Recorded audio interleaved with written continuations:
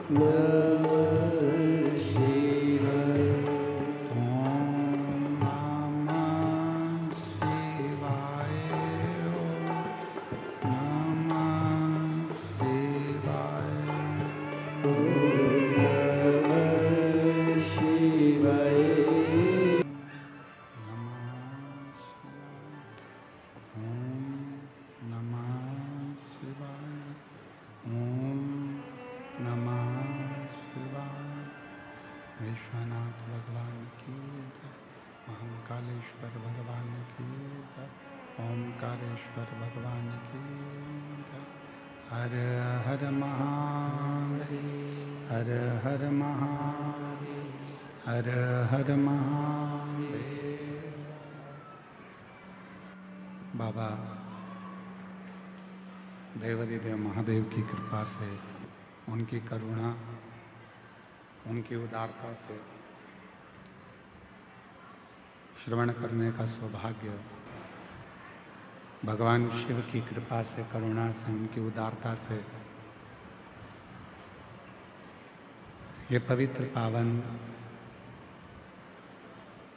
शिव महापुराण की कथा आप और हम श्रवण करने के लिए विराजमान हैं। और तेरी कृपा बिना न हिले एक भी अणु लेते। एक तो मानव का शरीर कठिन और ऊपर से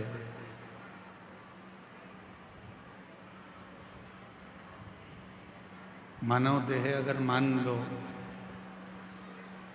कहीं जहाँ तहाँ भटक रहा है, तो फिर उस देह की कोई मूलता नहीं।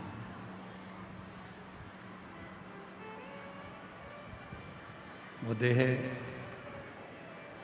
फिर किसी काम का नहीं।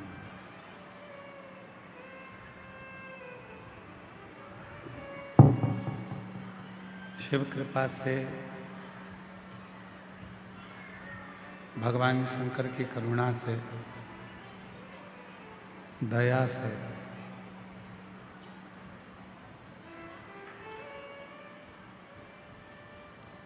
यदि ये मनुष्य का शरीर प्राप्त हुआ है और ये मानव की देह यदि हमको मिली है, प्राप्त हुई है, तो इस मानव की देह को भगवान शिव की अविरल भक्ति में लगाने का प्रयास करिए। आज सनातन धर्म को यदि मजबूत करना है, यदि सनातन धर्म को हमें एकजुट करना है, सनातन धर्म को यदि हमें मजबूती करना है, तो वो उसमें शिव पुराण बहुत मूल है।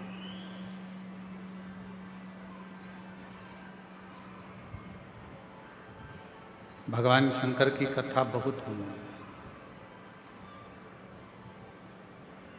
और उस कथा की मूलता है आपने मन को परमात्मा में लगाना।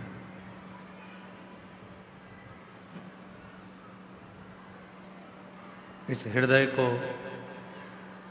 अपनी अविरल भक्ति को शिव तत्व तक लेकर जाए। क्यों? क्योंकि मानव का देह तो मिल सकता है, मनुष्य का शरीर प्राप्त हो सकता है, पर उस मानव देह को प्राप्त करने के बाद भगवान की अविरल भक्ति धारण करना, भगवान का भजन करना, कथा सुनना, शिव मंदिर तक जाना, शिवालय तक जाना, ये कठिन है।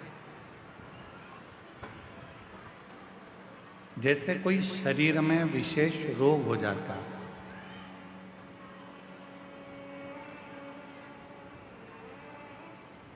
और शरीर में अगर कोई रोग हो गया तो सबसे पहले जरूरी है कि अपने गांव का प्राथमिक चिकित्सा केंद्र जो है, अपने गांव का जो प्राथमिक चिकित्सालय है, हॉस्पिटल है, उस हॉस्पिटल में जाकर अपने शरीर की जांच करें।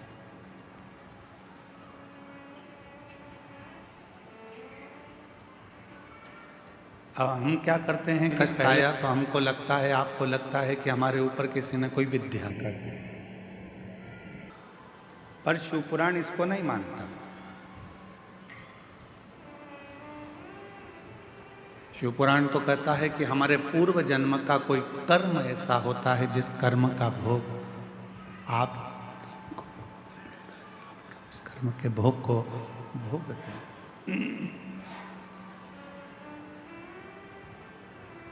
उस कर्म के भोग को आप और हम भोगते हैं। रोग आने पर, कष्ट आने पर, शरीर में कोई बीमारी आने पर सबसे पहले अपने गांव में, अपने नगर में, अपने क्षेत्र में, अपने शहर में जो भी चिकित्सालय है, हॉस्पिटल है, डॉक्टर हैं, उनसे जांच जरूर करें।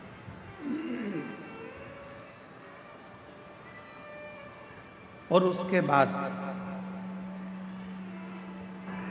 जब हमारे शरीर का रोग ठीक ना हो, तब किसी बड़े हॉस्पिटल में जाकर इस शरीर की जांच कराओ, दवाइयाँ लो, गोलियाँ लो, जांचें कराओ। साथ में ये सब कराते कराते फिर साथ भगवान शिव जी को फिर एक लोटा जल चढ़ाना प्रारंभ। क्यों? दवा के साथ में दुआ की बहुत जरूरत पड़ती है।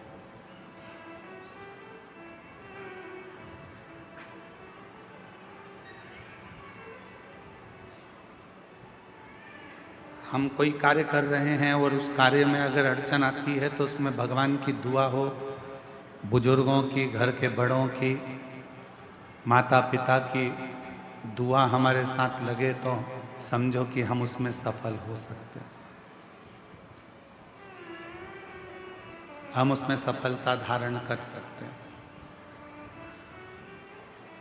और तेरी कृपा बिना ना हिले एक भी अणु, लेते हैं श्वास तेरी कृपा से तनु तनु। दुआ चाहे वो माता पिता की हो, घर के बुजुर्गों की हो, घर के बड़ों की हो, या फिर हमारे कोई परिचित की क्यों ना हो, वो दुआ हमारे जीवन में हमें सफलता जरूर देती है, हमें सुख जरूर देती है। शिव महापुराण की कथा कहती है, भगवान शंकर का पवित्र चरित्र कहता है, शिव महापुराण की कथा वर्णन करती है, जब घर से निकलो दो काम जरूर कर कर निकलो। पहला, विनय करो।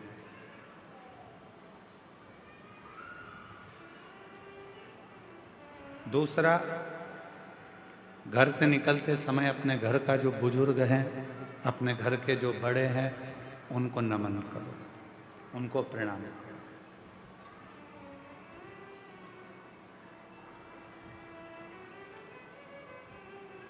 एक परमात्मा का साथ और दूसरा घर के बुजुर्गों का आशीर्वाद जब हमारे साथ चलता है तो निश्चित है उसका फल हमको मिलता जरूर है। कहीं विघ्न में हम पड़ रहे हो, कहीं विघ्न में हम गिर गए हों, पड़ गए हों, तो उस विघ्न से निकलने के लिए घर के बुजुर्गों का आशीर्वाद और महादेव की कृपा, ये दोनों ही हमारे लिए श्रेष्ठता देते हैं। दोनों।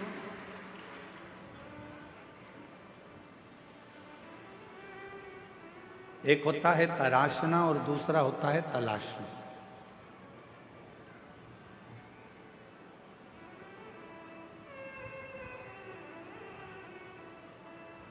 एक है तराशना और दूसरा है तलाशना। हम तलाशते रहते हैं, ये वो सब ढूंढते रहते हैं। और तराशने में क्या करते हैं कि हम कुछ ना कुछ बनाने का प्रयास करते हैं, कुछ निर्माण करने का प्रयास करते हैं, कुछ अच्छा करने का प्रयास करते हैं। शिव कथा कहती है, भगवान शंकर का चरित्र कथा है, शिव महापुराण की कथा कहती है, तलाशना संसार में आकर हर व्यक्ति जो इस मृत्यु लोक में जन्म लेता है, पृथ्वी पर जन्म लेता है, वो कुछ ना कुछ तलाशता ही रहता है।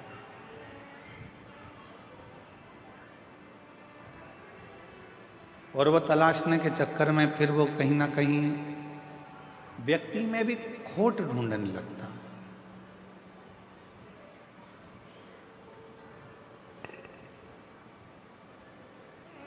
व्यक्ति में भी बुराइयां ढूंढने लगता है। क्यों? क्योंकि वो तलाश रहा है।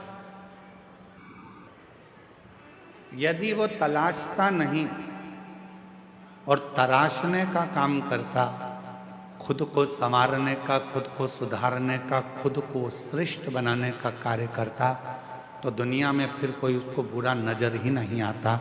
सब श्रेष्ठ दिखते और वो अपनी जिंदगी को भी श्रेष्ठ बना देता, वो अपने जीवन को भी श्रेष्ठ बना देता। जिसने खुद को तराशा, जिसने स्वयं को श्रेष्ठ बनाने का प्रयास किया है, अपने आप को सुधारने का प्रयास किया है, वो जिंदगी में बहुत आगे बढ़ा।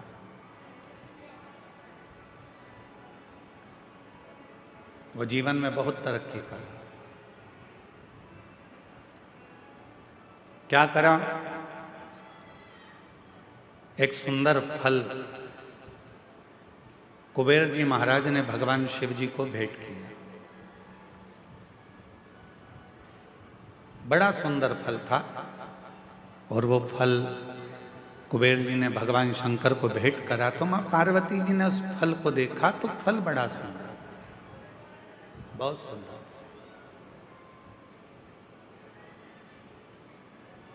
इतने में थोड़ी देर बाद जब मां जगतजननी अम्बा पार्वती जी के हाथ में वो फल आ गया, बड़ा सुंदर फल था जो कुबेर जी ने भगवान शिव जी को दिया था, और शिव जी के हाथ का फल मां जगतजननी जगदम्बा मां पार्वती के हाथ में आ गया।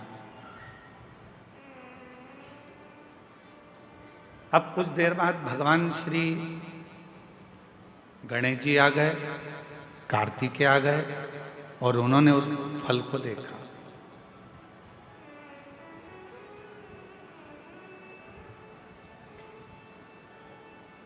कभी कभी ऐसा होता है,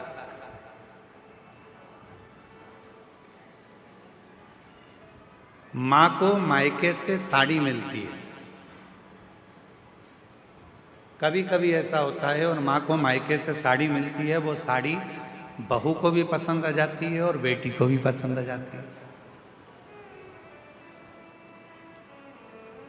अब थोड़ा चक्कर पड़ जाता है कि वो साड़ी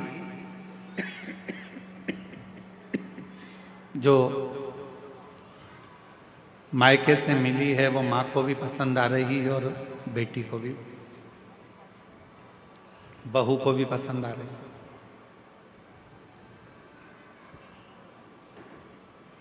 अब माँ भी सोच रही है कि साड़ी को मैं पहन लूंगी, और बहू ने विचार करा यदि मम्मी मुझे ये साड़ी दे दें तो मुझे बहुत अच्छी लग रही है, पर मांगूंगी तो अच्छा नहीं लगेगा क्योंकि मम्मी को उनके भाई ने दी, मम्मी को उनके परिवार वालों ने दी। पर फिर भी मन में भाव है कि ये साड़ी मुझे मिल जाए, ये साड़ी मुझे प्राप्त हो जाए। थोड़ी देर बाद बेटी ने उस साड़ी को देखा तो बेटी के मन में भी भाव आ गया कि ये साड़ी मुझे मिल जाए तो अच्छा। इतनी सुंदर साड़ी है, ये साड़ी मैं पहनूं तो अच्छी।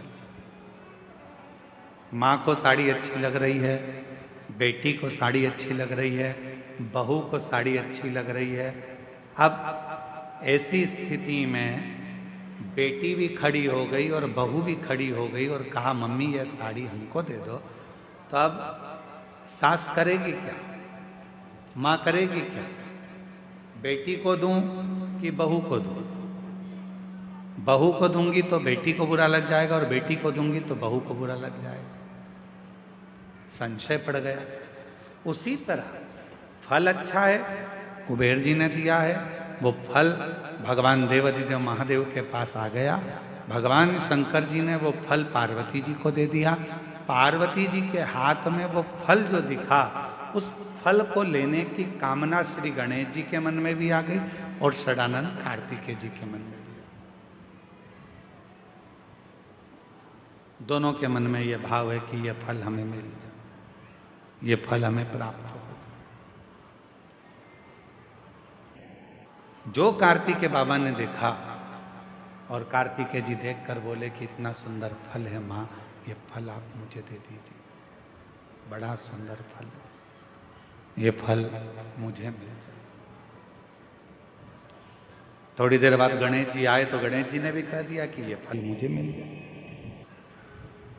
उसी समय भगवान शिव का ध्यान गया और भगवान शंकर ने उसी पल कह दिया, जो पृथ्वी की परिक्रमा पहले कर आएगा, जो पृथ्वी की परिक्रमा पहले कर आएगा, ये फल उसी को दिया जाए। कभी कभी मेरी माताओं से निवेदन है, अगर साड़ी का चक्कर पड़ जाए कि बहू को दूं कि बेटी को दूं, तो कह देना 1 साल तक जो घर के पूरे बर्तन मांजे साड़ी उसी को देगी।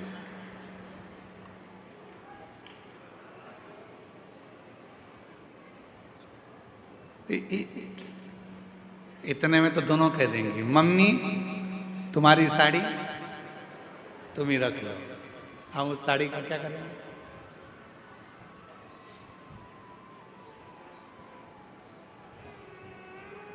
पर फल की लड़ाई थी। षडानंद कार्तिकेय जी भी परिक्रमा करने गए और भगवान श्री गणेश जी भी परिक्रमा करने गए। एक चूहे पर बैठ गए, एक चूहे पर बैठ गए और एक मोर पर बैठ गए और दोनों परिक्रमा करने के लिए चल दिए। गणेश जी महाराज ने विचार करा कि ये परिक्रमा मैं कर कर आऊंगा, तब तक तो बहुत समय हो जाएगा, तो उसका जो फल है वो मुझे मिल जाए। गणेश जी ने माता पिता की परिक्रमा करी। गणेश जी माता पिता की परिक्रमा कर कर फल को प्राप्त कर लिए। तो षडानंद कार्तिकेय जी महाराज लौट कर आए। उन्होंने देखा कि गणेश जी तो प्रथम गिनती में आ गए, माता पिता की परिक्रमा कर कर उनको फल भी मिल गया, पर मुझे तो कुछ प्राप्त ही नहीं।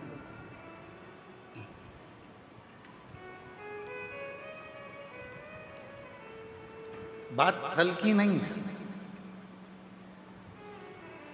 बात है बुद्धि की, विद्वत्ता की, समझदारी।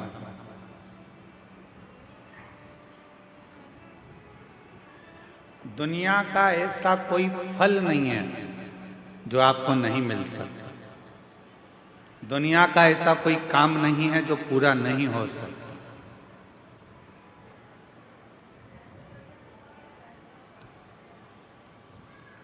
किसी प्रश्न को अगर लिखा जाता है तो उसका उत्तर जरूर होता है। कितने भी बड़े ताले लग जाएं, कितनी बड़ी भी तिजोरी बन जाए, उसकी चाबी जरूर होती है। उसी तरह दुनिया में अगर कोई रोग है, कोई बीमारी है, कोई तकलीफ है, कोई कष्ट है, कोई बहुत विघ्न है, तो शिव महापुराण एक ऐसी चाबी है जिसमें उस पूरे विघ्न का, उस पूरी तकलीफ का, उस बीमारी का हल शंकर की पूजन से, शिव की आराधना से प्राप्त हो सकता, शिव से प्राप्त हो सकता, भगवान शंकर की आराधना से प्राप्त हो सकता। क्या नहीं है? हम सबको कहते हैं कि अगर दुनिया में अगर आपका कोई नहीं है, यदि आपको लगता है कि मैं तकलीफ में हूँ, मैं कष्ट में हूँ, मैं परेशानी में हूँ, मैं बहुत विघ्नों में पड़ा हुआ हूँ, मैं बहुत तकलीफ़ों में घिरा हुआ हूँ, बहुत परेशानी में घिरा हुआ हूँ, तो हम उनसे भी कहते हैं सारी समस्या का हल एक लोटा। आप भगवान शंकर के मंदिर जाइए, देवालय जाइए, शिवालय जाइए, शंकर की आराधना करने जाइए, शिव की स्तुति करने जाइए, भगवान शंकर के मंदिर में एक लोटा जल चढ़ाने जाइए। आपकी जिंदगी के जितने दुख होंगे, जितनी तकलीफें होंगी, जितने कष्ट होंगे, वो मिटेंगे। एक ऑपरेशन करने के लिए अभी अगर डॉक्टर हॉस्पिटल में ऑपरेशन रूम में जाता है तो पहले वो भी अपने ईश्वर को याद करता है कि परमात्मा कृपा करना, ये मरीज को मैं अंदर लेकर जा रहा हूं, ये हाथ भले मेरे होंगे, मैं भले कितना भी साइंस पढ़ा हूं, चाहे मैंने कितना भी विज्ञान पढ़ा हो, पर आखिरी में श्वासें देना तेरा काम है, इसकी श्वास चलती रखना, इतनी कृपा जरूर कर देना, इसको ठीक कर देना। वो मेरे हाथ में नहीं है, पर तू जब कृपा करेगा, तू जब करुणा करेगा, तू जब दया करेगा, तू जब कृपा करेगा, तो सब कार्य अपने आप सफल होते चले जाएंगे, सब कार्य अपने आप सफल होते जाएंगे। तू कृपा कर, तू दया कर, और कृपा की ना जो तुम्हारी। जब कोई गिर जाता है तब वो ईश्वर को याद करता है कि वो एक सत्य रूपी ईश्वर विराजमान है, एक सत्य रूपी ईश्वर है जो हमको संभाल लेगा, एक सत्य रूपी ईश्वर है जो हमें साथ देगा। सत्य रूपी ईश्वर,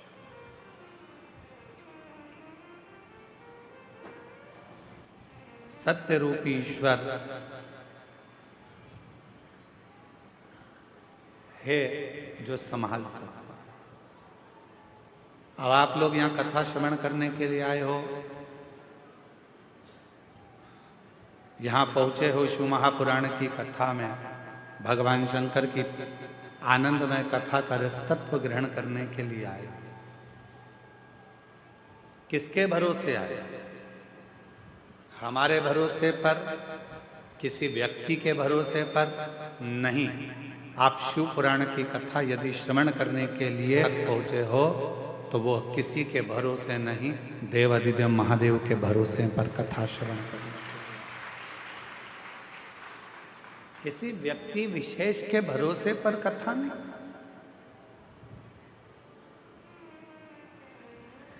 उस परमात्मा के भरोसे पर कथा का रसतत्व ग्रहण करने के लिए। एक बहुत सहजता की बात है, अपने घर की चाबी रोड पर चलने वाले व्यक्ति के हाथ में देकर आ जाते हो क्या? जम के बोलो जरा, अरे बोलो तो नहीं।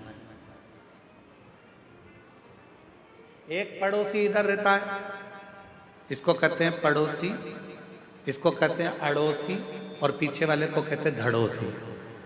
ठीक है, एक इधर रह रहा है, एक उधर रह रहा है, एक पीछे रह रहा है।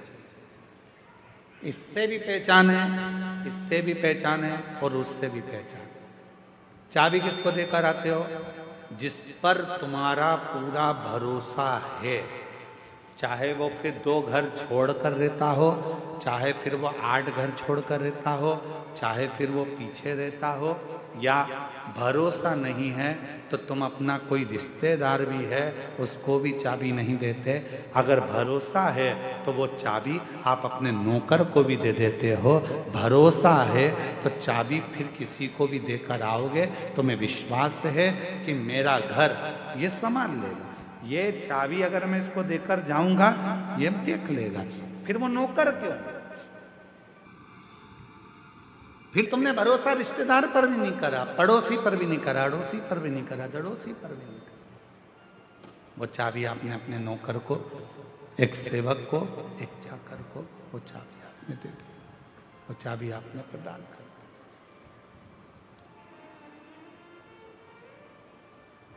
अर्थात भरोसा था तो चाबी दी है।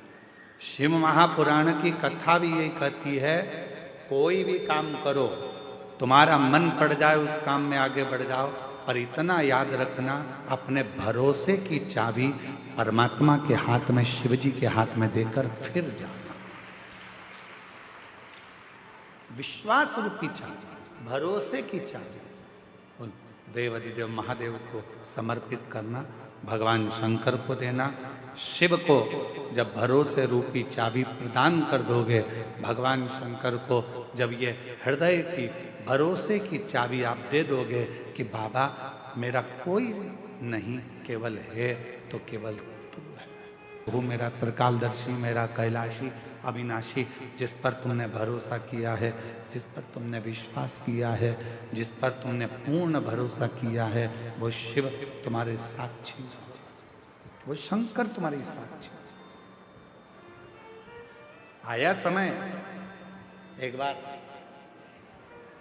ब्रह्मा जी के मन में संशय उत्पन्न हो गया। ब्रह्मा जी ने कहा ये सृष्टि की रचना मैं कर रहा हूं।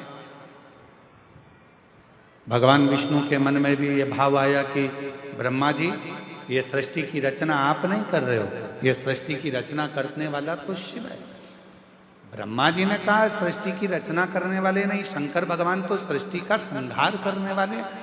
तब भगवान विष्णु ने कहा सुनो ब्रह्मदेव, सृष्टि की रचना करने वाला भी शिव है, सृष्टि को चलाने वाला भी शिव है, और सृष्टि का संहार करने वाला भी शिव है। शंकर के सिवा कुछ भी नहीं, शिव के सिवा कुछ भी नहीं।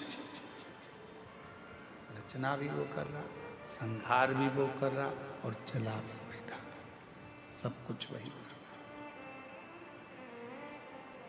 कोई दूसरा नहीं कर रहा। जो कर रहा है सब शिव ही कर रहा है, कोई दूसरा नहीं कर रहा। केवल कर रहे हैं तो बाबा भोलेनाथ ही कर रहे हैं। भगवान विष्णु ने ब्रह्मा जी को समझाया कि ब्रह्मा जी संशय मिटा लो, तुम्हारे भीतर का ये संशय निकाल दो कि तुम कुछ कर रहे हो। हम भी यही सोचते हैं, आप भी यही सोचते हैं। संसार का प्रत्येक मानव, संसार का प्रत्येक व्यक्ति यही सोचने में रह जाता है कि दुकान में चला रहा हूँ, घर में चला रहा हूँ, परिवार में चला रहा हूँ, मकान मैंने बनाया, दुकान मैंने बनाई, जमाया मैंने ये करा, मैं गाड़ी लाया, मैं बंगला लाया, मैंने ये करा, मैंने वो करा। यदि मैं नहीं करता तो कोई नहीं करता। यह मन का संशय है, आपके और हमारे भीतर का ये संशय है कि हम कर रहे हैं। तुम जिंदा हो तो कर रहे हो, निपट गए तो कौन कर रहा?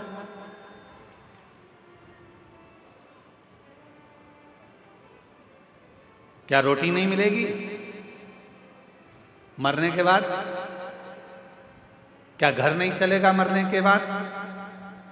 क्या परिवार नहीं चलेगा मरने के बाद? शिव महापुराण की कथा कहती है, यह हमारे भीतर का संशय है कि मैं कर रहा हूं।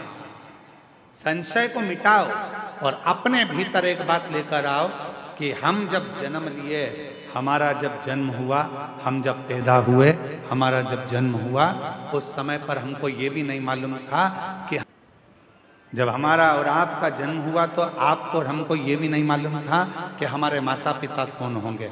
आप और हमको ये भी नहीं मालूम था कि धर्म पत्नी कौन होगी, पति कौन होगा, बच्चे कौन होंगे, कौन बेटा, कौन बेटी, कौन नातेदार, कौन भाई, कौन बंधु, कौन सखा, कौन मिलेगा, ये किसी को नहीं मालूम था।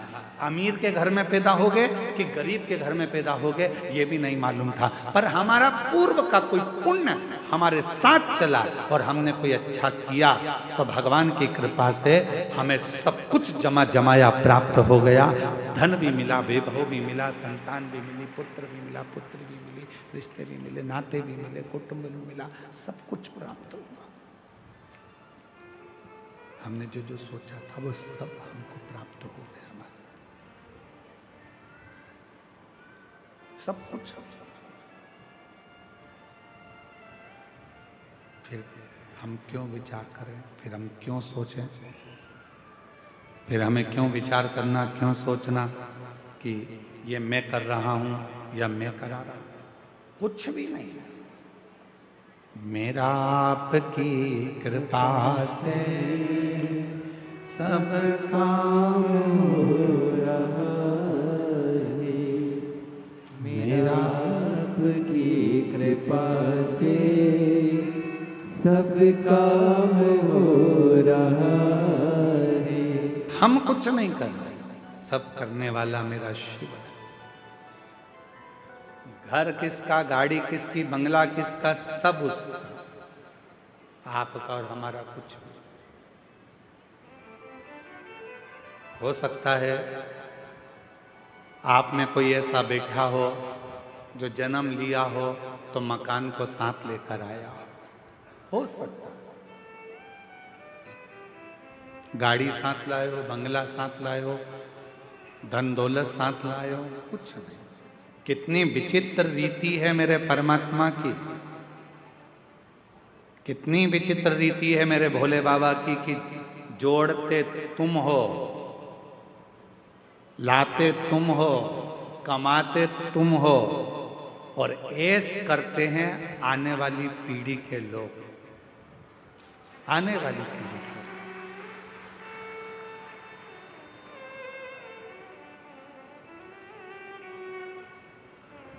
पूछो किसी से, क्यों साहब ये मकान बनाया, कितना जोरदार मकान बनाया साहब, ये कमरा किसके लिए बनाया? अरे गुरुजी वो बड़ा बेटा है ना, उसकी शादी करेंगे तो बहू बेटा इसमें रहेंगे। ओ गुरुजी ये जो कमरा है इसमें छोटे बहू बेटा रहेंगे। मकान किसने बनाया? पिताजी ने। बंगला किसने बनाया? पिताजी ने। मेहनत किसने करी? पिताजी ने। दादाजी पिताजी मेहनत करते करते करते करते करते करते छोटे से मकान में रहते रहते अपनी पूरी जिंदगी को निकाल देते हैं, और आने वाला विचार क्या करते हैं कि मेरा बेटा, मेरी बहू, मेरी बेटी, मेरा दामाद, मेरा परिवार सब सुखी रहे, ये अच्छे से रहें, इनका घर अच्छे से रहे, ये दोनों इस कमरे में रहेंगे, ये लोग इधर रहेंगे, वो लोग उधर रहेंगे। और जैसे जैसे बुढ़ापा बढ़ते चले जाता है, मालूम पड़े तुम जिस कमरे में रहने का विचार कर रहे थे, समय आने पर वो कमरा भी बच्चों को देना पड़ जाता है, और फिर एक दिन हॉल में पलंग डालकर दोनों को रहना पड़ जाता है, आते जाते लोगों को देखना पड़ जाता है। किसके लिए कमाया फिर? किसके लिए सुख देखा? शिव पुराण कहती है कुछ भी मेरा नहीं है, तुम्हारा क्या है? शिव महापुराण में भगवान ने पूछा कि तुम्हारा क्या है? तो भगवान देवादिदेव महादेव के सम्मुख में भगवान विष्णु से जब ब्रह्मा जी ने कहा आप कहते हो कुछ भी मेरा नहीं है, सब करने वाला देवादिदेव महादेव है, तो मेरा क्या है? तब भगवान विष्णु ने कहा संसार का मनुष्य हो, चाहे देवता हो, गंधर्व हो, अप्सरा हो, चाहे पशु हो, पक्षी हो, चाहे किन्नर हो, चाहे मनुष्य हो, उसका जो समय चल रहा है, जिस समय पर आप जो कार्य कर रहे हैं वो समय तुम्हारा है, उस समय में कुछ अच्छा करने का प्रयास कर लो, फिर जिंदगी श्रेष्ठ बनना प्रारंभ हो जाए। वो समय तुम्हारा।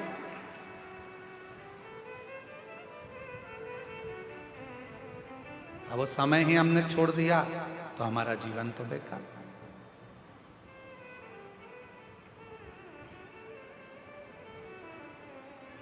अपने समय को पकड़ो, वो समय छोड़ना नहीं। उस समय को पकड़कर भगवत भजन में जब मन को लगाओगे, शिव की आराधना करोगे, भगवान शंकर को एक लोटा जल चढ़ाओगे, शिव महापुराण की कथा का रसपान करोगे, तो वो समय तुम्हारे अनुकूल सुख प्रदान करेगा। तुम्हारे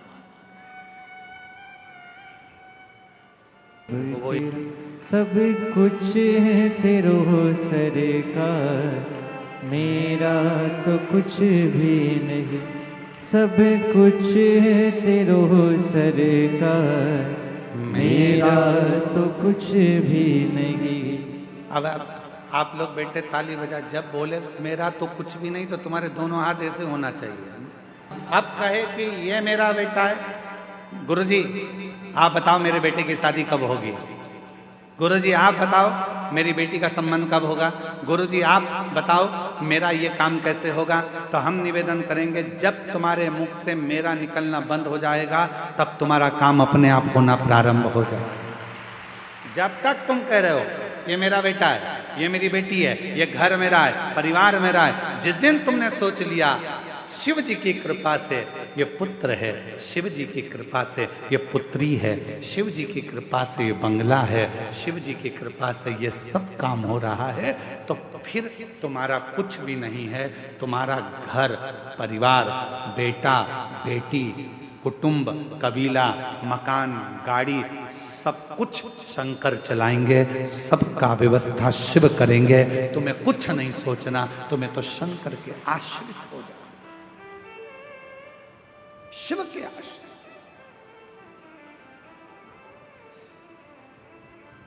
और हम वही तो आश्रित नहीं हो पाते, हम आश्रित नहीं हो पाते। माता जी खड़ी हुई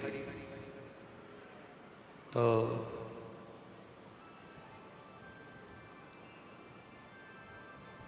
हमने गाड़ी वाले से कहा कि थोड़ा रोको, बेचारी एकांत में वहां जंगल की ओर खड़ी है, क्या बात है पूछे तो सरी। तो हमने पूछा कि माताजी आप क्यों खड़ी हो? तो कहा गुरुजी एक बहन जी मेरी चप्पल पहन के गई है और वो कहकर गई है मैं अब भी आ रही हूं। तो मैंने कहा चप्पल तुम्हारी थी? हाँ। वो आएगी? हमने कहा तुम्हारे दिमाग से निकाल दो कि चप्पल तुम्हारी थी छोड़ो, जाने का प्रयास करो, शाम हो रही है, अंधेरा हो जाएगा कुछ देर में, क्यों इंतजार कर रही हो? अगर मिलना होगी तो कहीं रास्ते में ही मिल जाएगी। अब वो महिला थोड़ी दूर चली और थोड़ी दूर चलने पर उसको उसकी सहेली मिल गई। हमारी गाड़ी तेज स्पीड में आगे बढ़ी तो हमने देखा वो खुश थी। फिर रोक कर पूछा, जी जी क्या बात है? अरे गुरुजी वो तो खुद मुझे ढूंढ रही थी, ढूंढते ढूंढते आगे निकल गई थी और मेरी चप्पल मुझे यहाँ प्राप्त होगा, मिलेगा। जिस दिन हमने ये विचार कर लिया कि मेरा है मेरा है मेरा है मेरा है मेरा है, तो वह हमसे छूटता चले जाएगा। और जिस दिन हमने सोच लिया ये सब कुछ तेरा है, तब कुछ भी नहीं छूटेगा। परमात्मा उसको वापस लाकर हमारे करीब में छोड़ता चले जाएगा, छोड़ता। और मैंने तेरे ही भरोसे बाबा, तेरे ही भरोसे हवा बिच उड़ती जवानी बाबा, डोर तो छड़ी नावे कटी जावागी भोले मैं तेरी पतंग, शंभू मैं तेरी। भगवान नारायण जी ने, भगवान विष्णु ने ब्रह्मा जी को समझाया, ए ब्रह्मदेव, तुम तुम्हारे मन से ये निकाल दो कि सृष्टि की रचना मैं कर रहा हूं। ब्रह्मा जी तुम ये मन से निकाल दो कि सृष्टि का रचना करता मैं हूं। तुम ये मन से निकाल दो कि सृष्टि का संहार करता मैं हूं। सब छोड़ दो देवादिदेव महादेव पर ब्रह्मा जी मानने को तैयार नहीं हुए। ब्रह्मा जी ने पूछा, शिव कौन? भगवान शंकर है। ब्रह्मा जी ने विचार किया कि शिव है कौन? कौन भगवान शिव? ब्रह्मा जी कहते हैं, मैं इस बात को नहीं मानता कि ये सृष्टि शिव चला रहे हैं। मैं इस बात को नहीं मानता, मैं नहीं मानता हूं इस बात को कि शिव चला रहे हैं, शिव साथ रहे हैं। शिव कौन है? शंकर कौन है? मुझे समझ में नहीं आता। ठीक है,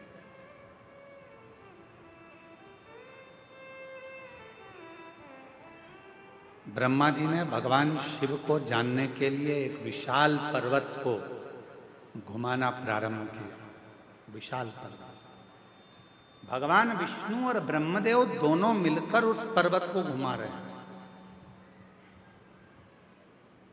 अब किसी ने पूछा, शंकर भगवान को जानने के लिए पर्वत घुमाया?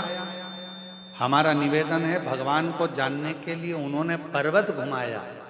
आपसे निवेदन है, भगवान शंकर को जानने के लिए आप पर्वत मत घुमाओ, बस थोड़ा सा दिल घुमा लो, थोड़ा सा मन घुमा लो, थोड़ा सा दिल को शिव तक लेकर चले जाओ, भगवान प्राप्त हो जाएगा, शिव मिल जाएगा। शिव की प्राप्ति का केंद्र बिंदु है, अपने मन को थोड़ा सा टर्न करें, थोड़ा मोड़ दीजिए।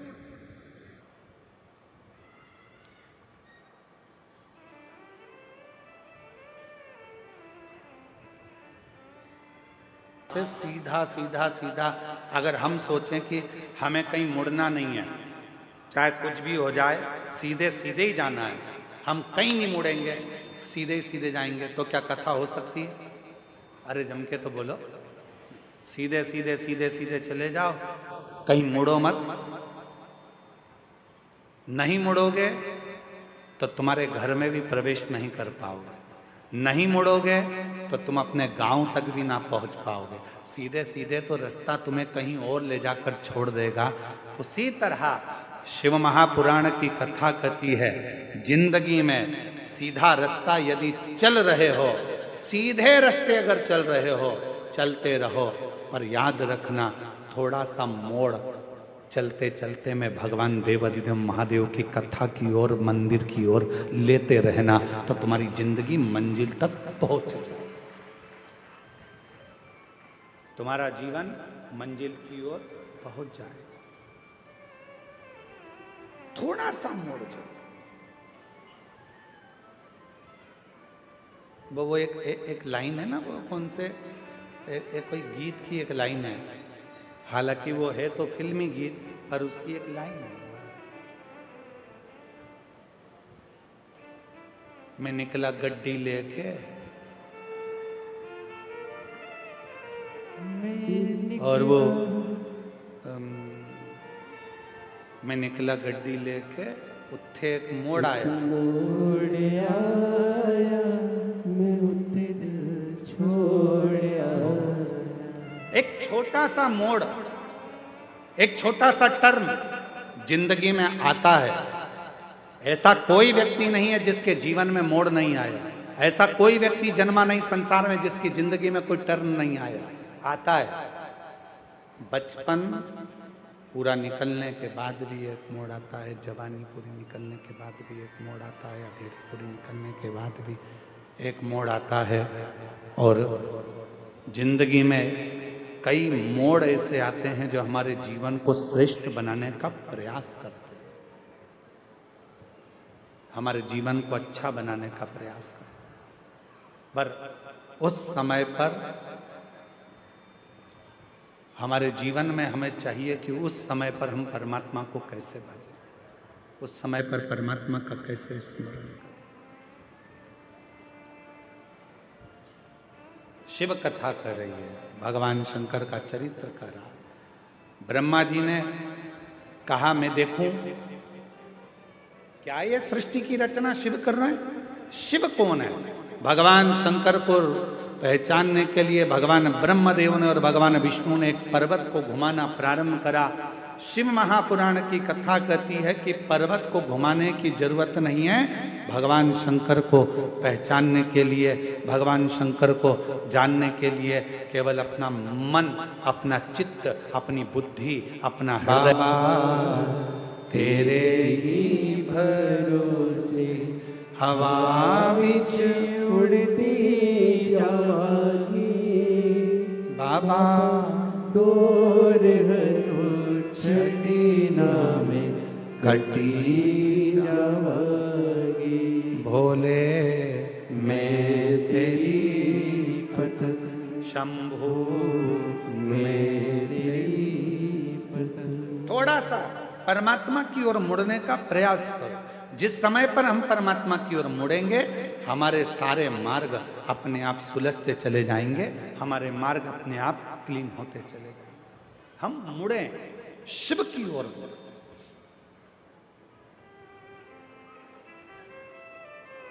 घुमाया पर्वत, एक विशाल शिवलिंग की आकृति प्रकट हो गई। भगवान शंकर का एक शिवलिंग प्रकट हो गया और शिवलिंग की एक आकृति प्रकट हुई। उस शिवलिंग की आकृति में से आवाज आई कि ब्रह्मा जी क्या चाहते हो, विष्णु जी क्या चाहते हो। उस शिवलिंग की आकृति में से आवाज आ रही।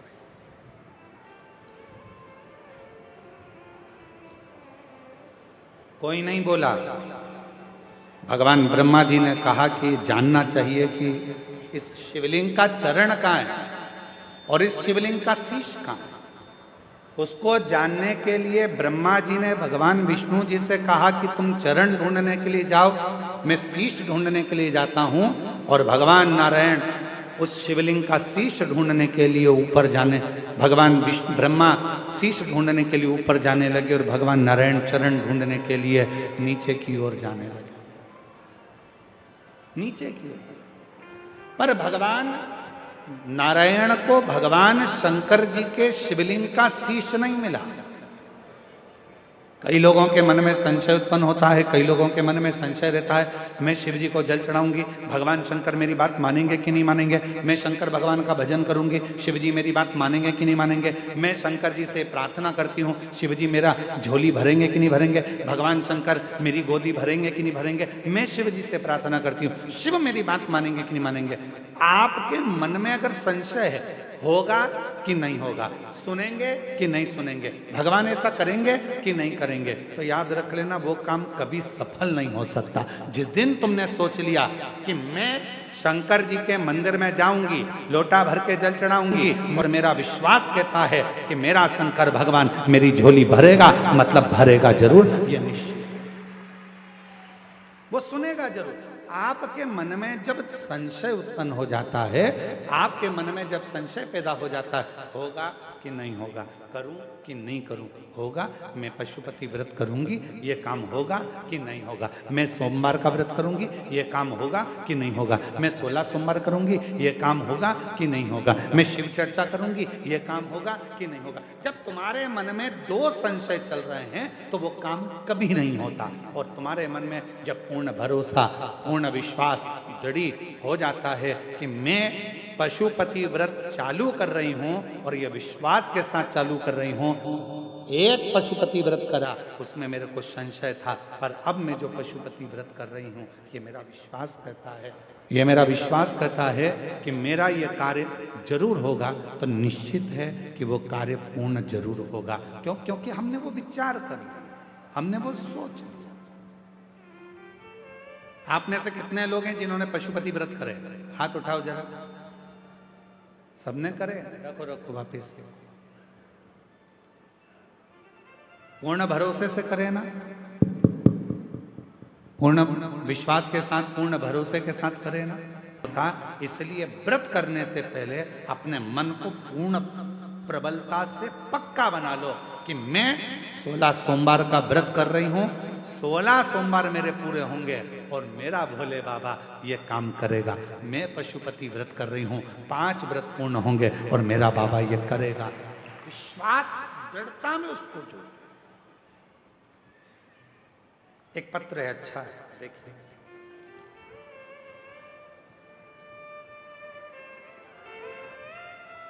मेरा नाम लक्ष्मी रानी है। ऑपरेशन से मेरी डिलीवरी हुई थी।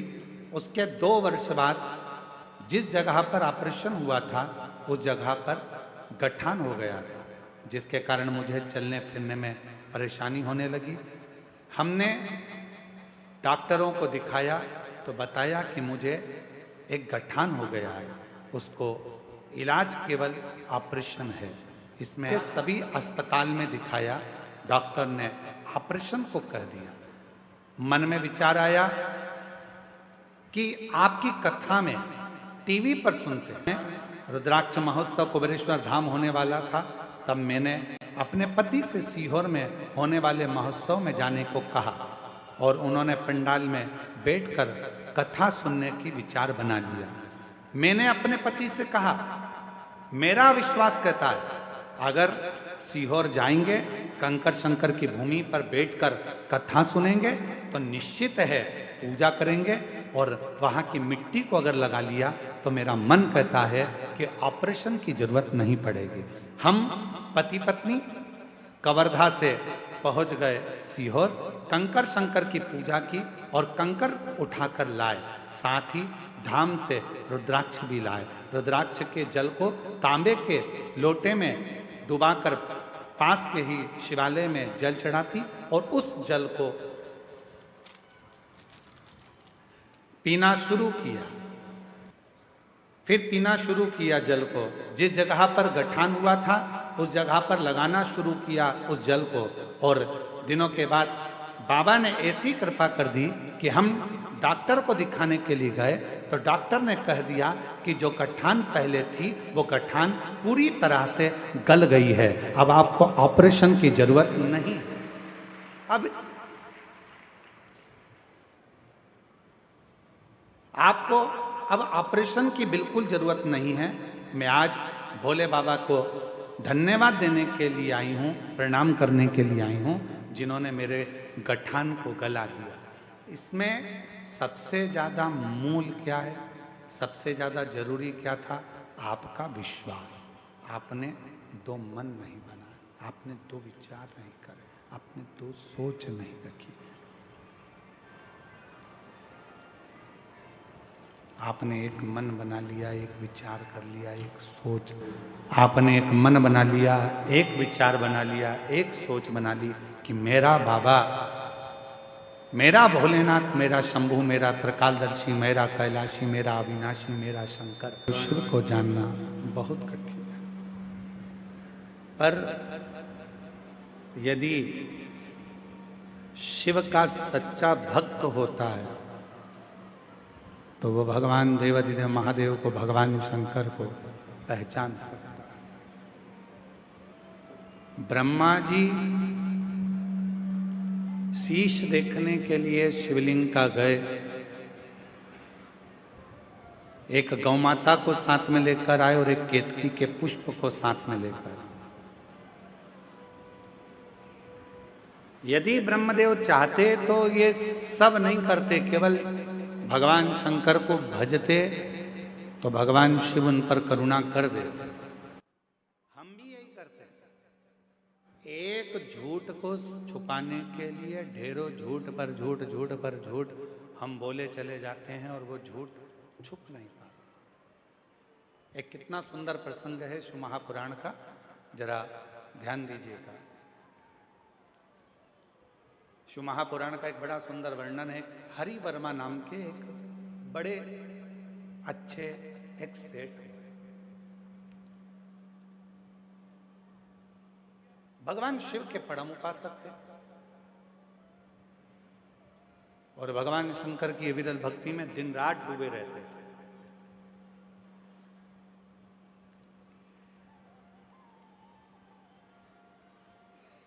दूर दूर जाते, व्यापार करते, और उस व्यापार को भी ये सोचता है कि आने वाले समय में मुझे अच्छा पद मिले, प्रतिष्ठा मिले, मेरा पद बढ़े, मेरी कुर्सी बढ़े, मेरी प्रतिष्ठा बढ़े, मुझे भी कोई अच्छे और स्टार लगे। हर व्यक्ति ये चाहता है मेरा व्यापार बढ़े, मेरा व्यवसाय बढ़े, मेरा मकान बढ़े, हर व्यक्ति ये चाहता है। पर निवेदन है, जैसे हम व्यापार को बढ़ाने का प्रयास करते हैं, जैसे हम मकान को बढ़ाने का प्रयास करते हैं, जैसे हम प्रमोशन को बढ़ाने का प्रयास करते हैं, जैसे हम नौकरी को बढ़ाने का प्रयास करते हैं, शिव महापुराण की कथा कहती है वैसा ही थोड़ा सा प्रयास भगवान शंकर की भक्ति को बढ़ाने का भी करते रहो, जिससे हमारे जीवन के मार्ग सुलझते चले। अब हरि वर्मा एक ऐसा सेठ जो भगवान शिव का उपासक भी था, सत्कर्म भी करता था, अच्छा कार्य भी करता था, पर अच्छे कार्य को करते करते करते करते समय बीतते बीतते निकल गया। और महाराज, उनका एक पुत्र था और वो पुत्र हरि वर्मा का, उसका नाम था बंसी।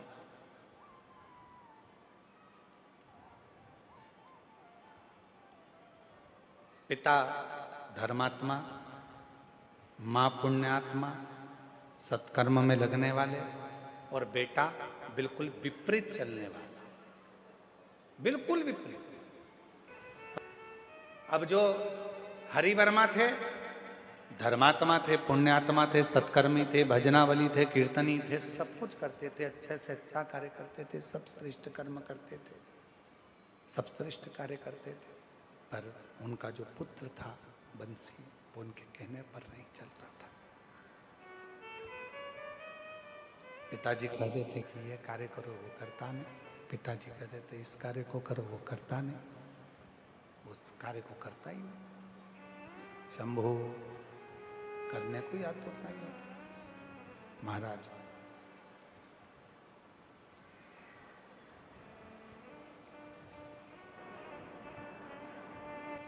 हरि वर्मा एक पूजन में बैठे हुए थे और शिव जी की आराधना हरि वर्मा कर रहे थे, शिव की आराधना। उनका पूजन पूरा हुआ। बेटे से कहा कि ये जो भगवान शंकर पर चढ़ा हुआ निर्माल्य है, इसको विसर्जन करने ले जाओ। और बेटा उस निर्माल्य को विसर्जन करने के लिए नहीं ले गया और पिता को अपशब्द करने लगा, ताने देने लगा, आड़ा टेढ़ा करने लगा, बहुत ताने थे। मेरी जीजियों, करो किसी भी साधना को करो तो प्रयास करना कि अपने बल पर करो, अपने बल पर करो।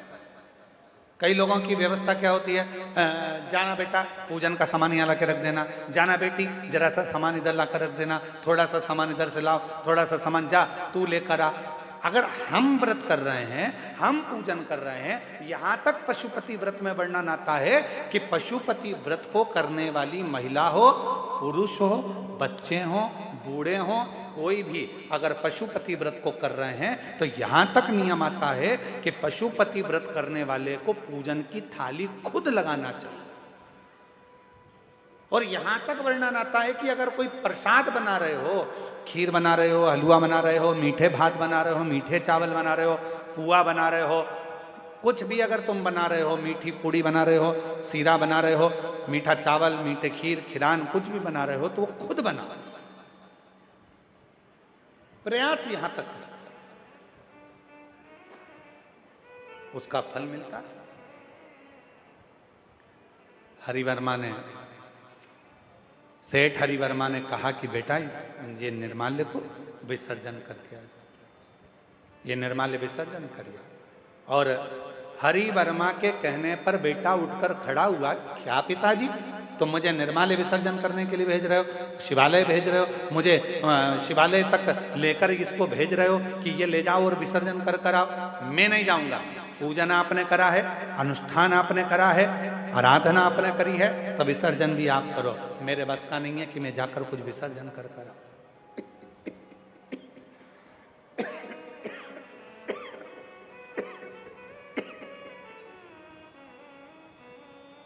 ये मेरे बस का नहीं है कि मैं कुछ विसर्जन करने जाऊं या कुछ कर कर। आप स्वयं करो, स्वयं जाओ। जैसे ही बेटा की बात पिता ने सुनी, जैसे ही सुनी, और हरिवर्मा को क्रोध आ गया, और क्रोध आकर उन्होंने तुरंत श्राप दे दिया, बेटा बंसी, भगवान का निर्माल्य मैंने तुझे विसर्जन करने को बोला था, मैं तुझे श्राप देता हूं, 7 दिन के अंदर तू स्वान बन जाए, कुत्ता बन जाए, ये मेरा श्राप है। बेटे की आंख में आंसू आने लगे, वो पिता को छोड़कर मां के पास चले गए। मां ने देखा कि मेरा बेटा तो स्वान बन जाएगा, कुत्ता बन जाएगा, स्वान का स्वरूप हो जाएगा, कुत्ते का स्वरूप हो जाएगा। मां के अंदर दया आई, अपने पति के पास दौड़ कर गई, हरिवर्मा जी के पास, स्वामी मैं जानती हूं कि पूजन करने वाला व्यक्ति में एक तेज बल उत्पन्न हो जाता है। मेरी जीजियों, यदि आप रोज भगवान शंकर को 1 लोटा जल चढ़ा रही हो, आप रोज भगवान शंकर की आराधना कर रही हो, आप रोज शिव महापुराण की कथा को श्रवण कर रही हो, जहां बैठकर आप कथा के रसतत्व को ग्रहण कर रही हो, 1 लोटा जल चढ़ा रही हो, भगवान की आराधना कर रही हो, साधना कर रही हो, धीरे धीरे आपकी वाणी, आपका हृदय, आपके शब्द सिद्ध होते चले जाए, अपने आप सिद्ध होते। आप में से कई माताएं ऐसी बैठी हैं जो कभी कभी बोली होंगी, आप में से कई भाई ऐसे बैठे हैं, जीजा जो कहते होंगे, मेरी मम्मी जो कहती है ना, मेरी माता जी जो कहती हैं, उनके वचन सिद्ध हो जाते हैं। कभी कभी ऐसा होता है, मेरी पत्नी जो बोलती है ना, उसकी बात बिल्कुल 100% गुरुजी हो जाती है। कभी कभी पत्नियां कहती हैं, मेरे पति कहते हैं ना, वो बिल्कुल पक्का हो जाता है। कोई कहती है मेरी बेटी ने शब्द कहती है, बिल्कुल पक्का हो जाता है। कोई कहती है मेरे दादाजी जो बोलते थे, बिल्कुल पक्का। कारण क्या है? ऐसा क्या शब्द हो जाता है कि वो बिल्कुल निश्चित हो जाता है कि दादाजी ने जो कहा, दादी जी ने कहा, माँ ने कहा, पिता ने कहा, बहन ने कहा या भाई ने कहा, वो बिल्कुल पत्थर की लकीर हो जाता है, वो सिद्ध हो जाता है। उसका कारण क्या होता है? मतलब दादा दादी, माता पिता, बहन भाई सिद्ध होते हैं। आप लोगों के भी आसपास में आप लोगों ने देखा होगा, किसी किसी के शरीर में एकदम कोई पवन आ जाता है, तो लोग कहते हैं, हमारे पास में एक गांव है, वहां पर एक माताजी आती है उनके शरीर में, और माताजी जो बोलती है वो हो जाता है। फिर कोई कहता है कि हमारे गांव में एक व्यक्ति ऐसा है, उसके मुंह से शब्द निकलता वो ठीक हो जाता है। लोग वहां जाते हैं, नारियल चढ़ाते हैं, चना चिरौंजी चढ़ाते हैं, अगरबत्ती लेकर जाते हैं, प्रणाम करते हैं कि कुछ बताएंगे। वो शब्द, उसने जो भजन करा, उसने जो भक्ति करी, उसने जो स्मरण करा, उसके कारण उसकी वाणी सिद्ध हो गई। पर कब तक सिद्ध है? जब तक वो दुनिया के लोगों का भला कर रही है, भला कर रहा है। जिस दिन उसने सोच लिया कि मेरी वाणी से अब लोग मेरे पास आने लगे, मुझे प्रणाम करने लगे, मुझे नमन करने लगे, मुझे प्रसाद चढ़ाने लगे, मुझे भेंट चढ़ाने लगे, मेरे पास पैसा आने लगा, मेरी वाणी सिद्ध हो गई, फिर धीरे धीरे धीरे धीरे वो स्थान की महत्वता समाप्त हो जाती है और उसकी वाणी से निकले वचन भी फिर पूर्ण नहीं होते, क्योंकि उसके भीतर दूसरों के प्रति भेदभाव उत्पन्न होने लगता है, अहंकार आ जाता है, शब्दों का अभिमान आ जाता है, तो वो वचन भी पूर्ण नहीं होते, वो वचन सिद्ध नहीं।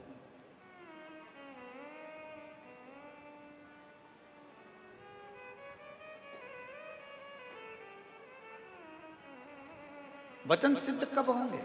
वाणी सिद्ध कब होगी? जब हम श्रेष्ठता का जिए। महाराज सेठ हरिवर्मा ने भगवान शंकर की भक्ति करी, भजन करा, स्मरण करा, मंत्र जाप करा और उठा पूजन से, और बेटे को श्राप दे दिया कि तू स्वान, 7 दिन के अंदर तू स्वान बन जाएगा। 7 दिन। बेटा रोते हुए माँ के पास पहुंचा, माँ मुझे श्राप लगा, माँ मुझे श्राप लगा। माँ आंख से आंसू बहाने लगे, नेत्रों से नीर बहने लगा, आंख से आंसू निकलने लगे। माँ दौड़ी हरिवर्मा की ओर और हरिवर्मा के पास पहुंची। अपने पति के पास जाकर, अपने पति के पास पहुंचकर प्रणाम कर कर रोने लगी। हरिवर्मा ने पूछा अपनी धर्म पत्नी से, तू रोती क्यों है? क्यों रोती है? जगत का ऐसा कोई पिता नहीं है जो अपने बेटे को सुधार नहीं सकता। आप अपने बेटे को सुधार सकता है, पर सबसे बड़ी बेटों की ढाल होती है उनकी माँ, उनकी माता। बेटों की ढाल होती है। जैसे ही बेटा कुछ गलती करा और पिता ने चिल्लाना प्रारंभ किया, इतने में माँ आकर खड़ी हो जाती है। 9 महीने तक गर्भ में रखा, तुम तो अपना काम में लगे हुए थे, मैंने कैसे पाल पोस के बड़ा किया मैं जानती हूं। आ गए चिल्लाने, चुप रहो, सुधर जाएगा, हो जाएगा। बस ये सोचते सोचते सोचते सोचते सोचते सोचते बेटा एक दिन गलत काम करने लगता है, मदिरा पान करने लगता है, वेश्यावृत्ति करने लगता है, जुआ खेलने लगता है, गलत गलत जगह पर जाना प्रारंभ कर देता है। क्यों? क्योंकि बेटे को मालूम है मुझे बचाने वाली मेरी माँ है। पर पिता चाहे तो बेटे को सुधार सकता है। इसलिए मेरी माताओं से निवेदन है, मेरी जीजियों से निवेदन है, जब जीजा थोड़ा चिल्लाए, बच्चों को सुधार। शिव ओघड़दानी त्रिकालदर्शी कैलाशी अविनाशी, शिव की कथा करें। महादेव नमन चरणों में स्वीकार कीजिए, सबका किया है मेरा भी उद्धार कीजिए, उद्धार कीजिए। हे त्रिपुंडधारी, हे त्रिशूलधारी, हे त्रिपुंडधारी, हे त्रिशूलधारी। जब व्यक्ति भगवान की अविरल भक्ति को धारण करता रहता है, स्मरण करता रहता है, भजन में डूबा रहता है, तो उसकी वाणी सिद्ध होती चली और उसकी वाणी इतनी सिद्ध हो जाती है कि वो जो कह दे। हरिवर्मा, सेठ हरिवर्मा ने अपने बेटे को श्राप दे दिया, तू स्वान बन जा, तू कुत्ता बन जा, स्वान। जैसे ही सुना मां ने, भीतर से मां रोने लगी, मेरा बेटा स्वान बन जाए, मेरा बेटा स्वान बन जाए। मां रोने लगी। दौड़ी हरिवर्मा की ओर। स्वामी, निवेदन है, विनती है, स्वीकार करिए, स्वीकार करिए। स्वामी, मैं अपने बेटे को श्वान बनते हुए नहीं देख सकता। मैं अपने बेटे को श्वान बनते हुए नहीं देख पाऊंगा। मैं देख नहीं सकता। कृपा करो, दया करो। हरिवर्मा ने कहा अपनी धर्म पत्नी को, भार्य सुनो, बेटे को श्राप लगा है क्योंकि वो अपशब्द मुझसे बोला है, और वो भी ऐसे समय पर अपशब्द बोला है जब मैं भगवान की अविरल भक्ति में, भजन में, पूजन में बैठा हुआ। मेरी जीजियों, प्रयास करो, जब शंकर के मंदिर में जल चढ़ाने के लिए जाओ या पूजन करने के लिए जाओ या स्मरण करने के लिए जाओ, किसी का दिल ना दुखाओ, किसी को अपशब्द ना कहो, किसी को ताने ना दो। जाओ जरा। फिर भी तुम यदि आई हो और अपने बेटे को उस योनि से छुड़ाना है तो सुनो, ये श्वान तो बनेगा क्योंकि श्राप लगा है, पर श्वान बनने के बाद यदि कोई शिव भक्त कहीं से भगवान शंकर पर चढ़ा हुआ जल लेकर आ रहा होगा और उसका जल का पात्र का जल इसको प्राप्त हो जाएगा, उसी क्षण ये श्वान की योनि से छूट जाएगा। उसी क्षण श्वान की योनि से मुक्त हो जाएगा। मेरे जीजियों, जीजाओं, बेटियों, बेटाओं, मेरी माता, मेरे बुजुर्ग माता पिता, शिव महापुराण के विद्धेश्वर संहिता में लिखा है, शंकर भगवान पर चढ़ाया गया जल जब हम आचमन करते हैं, पीते हैं, तो कायिक, वाचिक और मानसिक ये 3 पाप हमारे तुरंत समाप्त हो जाते हैं। जैसे ही हमने भगवान शंकर पर चढ़ा हुआ, अब कई लोग कह देते हैं शिव पर चढ़ा जल मत पियो, कोई कह देता है शंकर पर चढ़ी बेलपत्र मत खाओ, कोई कह देता है शंकर पर चढ़ा हुआ ये मत पाना। महाराज, शिव महापुराण के शंकर पर चढ़े हुए जल की महत्वता ये देखिए, एक पत्र देखिए। मेरा नाम नेहा तिवारी है, पति श्री त्रिवेणी प्रसाद तिवारी है। संतान की प्राप्ति नहीं हुई, डॉक्टरों को दिखाया, इलाज कराया, फिर भी कोई परिणाम नहीं मिला। आप ही कहते हो गुरुदेव कि पंडाल में बैठकर जो सच्चे दिल से मांगो वो मिलता है। मैंने आपकी पहली कथा और पंडाल में बैठकर बाबा से विनती करी। आपके कथा में सफेद आंकड़े की जड़ का, पशुपतिनाथ व्रत का वर्णन आप करते हैं, जो कि मैंने किया।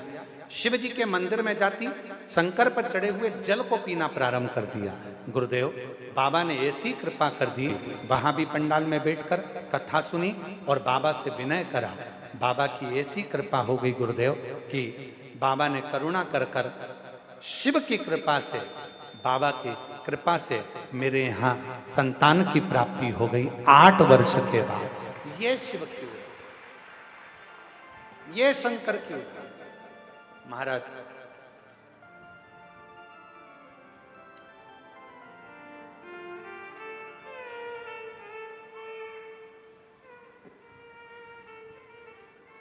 एक लाइन अच्छी लिखी है, आप और हम गुनगुना लेते हैं। तेरी कृपा का, बोलो बोलो सब बोलो जरा, तेरी कृपा का क्या है भरोसा, कब किस पर हो जाए जरा। 8 वर्ष के बाद मेरे घर में संतान की प्राप्ति हुई है। गुरुदेव, बाबा ने मुझे औलाद दी है।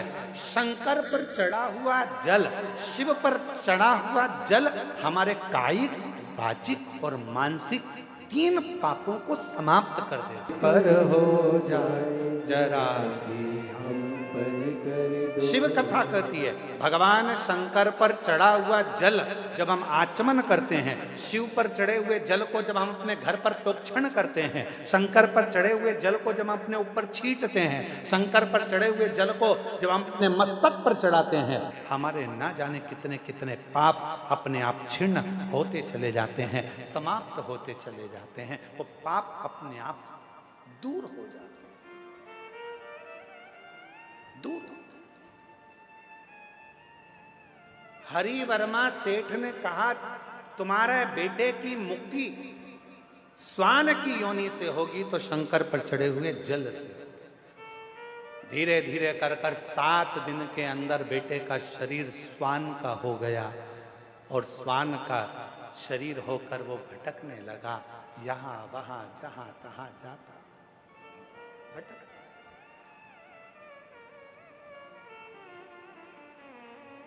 एक वीराने जंगल में पहुंच गया।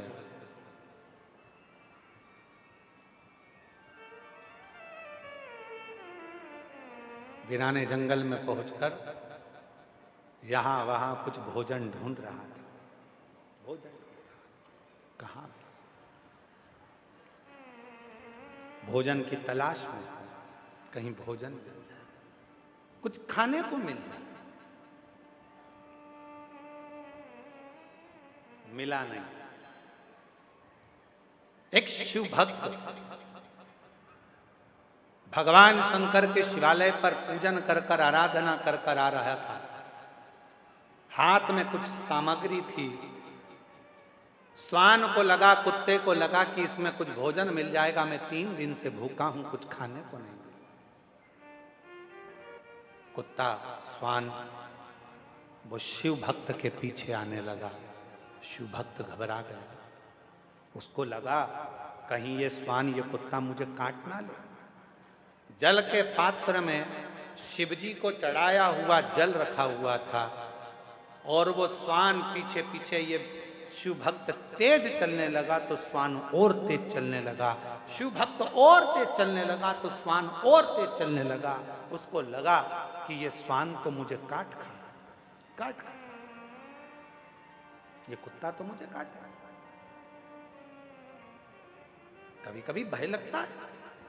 आप कहीं से निकल कर जा रहे हो और मालूम पड़े कोई आपके पीछे कुत्ता पड़ जाए, स्वान पड़ जाए, तो आप लोगों को भय लगता है, हट जा हट जा, भगाने का प्रयास करते हो। होता है। एक पति पत्नी गार्डन में घूम रहे थे, बगीचे में पति पत्नी घूम रहे थे, इतने में कुत्ता आ गया। जो कुत्ता आया तो पति घबराया, पत्नी भी घबराई। पति को लगा ये कुत्ता कहीं मेरी पत्नी को ना काट खाए। पति ने पत्नी का हाथ जम के पकड़ा, पत्नी को थोड़ा आगे करा, कुत्ता और पीछे आया। जो कुत्ता और आगे आ रहा था, पति और घबरा रहा था। जैसे ही कुत्ते ने सोचा कि अब तो मैं खाऊंगा, इतने में पति ने विचार करा कि ये कुत्ता मेरी पत्नी को काट खाएगा, तो रोटी कौन बनाएगा, बच्चों को स्कूल कौन भेजेगा, टिफिन कौन बनाएगा। जैसे ही लपक के कुत्ता आने लगा, उस व्यक्ति ने सोचा कि कुत्ता मुझे काट खाए पर मेरी पत्नी को ना काटे। जैसे ही कुत्ता पास में आया, उसने अपनी पत्नी को गोदी में उठा लिया। जो पत्नी को गोदी में उठाया, कुत्ता भाग गया। कुत्ता भाग। पत्नी नीचे उतरी, उतरते से ही जूड़ा बांध के बोली, तुम में अकल मकल नहीं है? दुनिया के लोग कुत्ते को भगाने के लिए पत्थर उठाते, तुमने मुझे उठा। पति ने अपनी पत्नी से कहा, अरे ओ धनव, ओ मैं तेरे हाथ जोड़ता हूं, सुन, वो कुत्ता तुझे काट खाता, मैं तेरी बचत सोच रहा था इसलिए तुझे गोदी में उठाया था। पर पत्नी तो रूठ कर वो गई। अब बेचारा पति कितना भी अच्छा सोचे तो भी बेचारा बूढ़ा हो ही जाता है। वो कितना भी अच्छा सोच ले तो भी कभी कभी तो बुरा हो ही जाता। वो सोच है। अब एक प्रसंग और सुनने में आता है कि एक पति का जन्मदिन था और पत्नी ने सोच लिया आज मैं अपने पति से नहीं झगड़ूंगी क्योंकि आज उनका जन्मदिन है। और पत्नी सवेरे से गाजर का हलवा बनाई, पति सो रहा था, वहां ले जाकर उसको दी। पति उठा, उठते से पत्नी ने कहा हैप्पी बर्थडे टू यू। और पति उठा, पत्नी ने कहा लो गाजर का हलवा। पति ने सोचा आज गाजर का हलवा, इतनी सुबह से चाय लाती तो अच्छा लगता, गाजर का हलवा लाई है, अभी तो मेरा मुंह नहीं धुला है। पत्नी ने सोचा था झगड़ा नहीं करूंगी, और पति ने जैसे ही बोला कि चाय ले आती, इससे तो झगड़ा होने ही वाला था। पत्नी ने मूड चेंज कर रहा और चली गई, ठीक है मैं चाय लाती। पति ऑफिस जाने लगा, पत्नी कहने लगी सुनो जरा काम से जल्दी आ जाना, आज तुम्हारा जन्मदिन है ना, पार्टी करने चलेंगे। पति ने कहा ठीक। पति जल्दी आ गया। अब पत्नी तैयार हो रही, पति तैयार हो रहा। इतने में पत्नी थोड़ी देर में आके पूछी सुनो आज तुम्हारा जन्मदिन है, मैं तुम्हें क्या गिफ्ट दूं बताओ ना। तुम जैसा बोलोगे वही गिफ्ट मैं तुमको आज दूंगी, पक्का। मेरा तो मन कर रहा है कि तुमको एक जोड़ अच्छे जूते दिला दूं, और एक मन कर रहा है कि तुम्हें टी शर्ट दिला दूं। तुम्हारा और कुछ मन हो तो तुम आज मांग लो, आज मैं इतनी खुश हूं, जो मांगोगे मैं तुम्हें दे दूंगी। पति ने कहा मुझे कुछ नहीं चाहिए, चल होटल चल। पत्नी फिर तैयार होके आई, फिर बोला कुछ गिफ्ट मांग लो, आज इतनी खुश हूं, जो मांगोगे दे दूंगी। फिर पति ने कहा कुछ नहीं चाहिए। पत्नी फिर आ गई, मांगना तो पड़ेगा, चाहे कुछ भी हो जाए, तुम जो मांगोगे मैं दे दूंगी। इतने में पति ने कह दिया तलाक।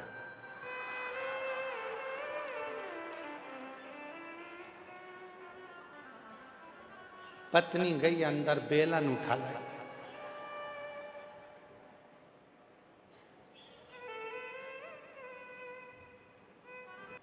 कुछ भी नहीं, भागा। शिव भक्त जैसे ही भागा तो श्वान उसके पीछे पीछे। अब इसको लगा कि मुझे काट खाएगा। पानी का जो लोटा था, जल का जो लोटा था, उसने वो ही उठा लिया और कुत्ते को भगाने के लिए, श्वान को भगाने के लिए वो लोटा उसकी ओर फेंका। वो लोटे का जल नीचे गिरा, वो जल को श्वान ने चाट लिया और वो उस श्वान की योनि से छूट गया। श्वान जैसे ही श्वान की योनि से वो मुक्त हुआ, शिव भक्त ने पूछा भाई तुम कौन हो? मेरे पिता का नाम हरिवर्मा है, मैं सेठ हरिवर्मा का पुत्र हूं। मेरे पिता ने मुझे थोड़ा सा निर्माल्य विसर्जन के लिए बोला था, मैंने उसको अपशब्द कह दिया था, जिसके कारण बस मुझे कुत्ते की योनि, श्वान की योनि मिली। पर शिव पर चढ़े हुए जल से आज मैं मुक्त हो गया, मुक्त हो। श्वान हरिवर्मा का पुत्र वंशी कहता है आज मैं कह सकता हूं कि मेरे शंकर पर चढ़े हुए जल को जब थोड़ा सा भी मस्तक पर गिरता है तो ना जाने कितने कितने पाप हमारे समाप्त हो जाते।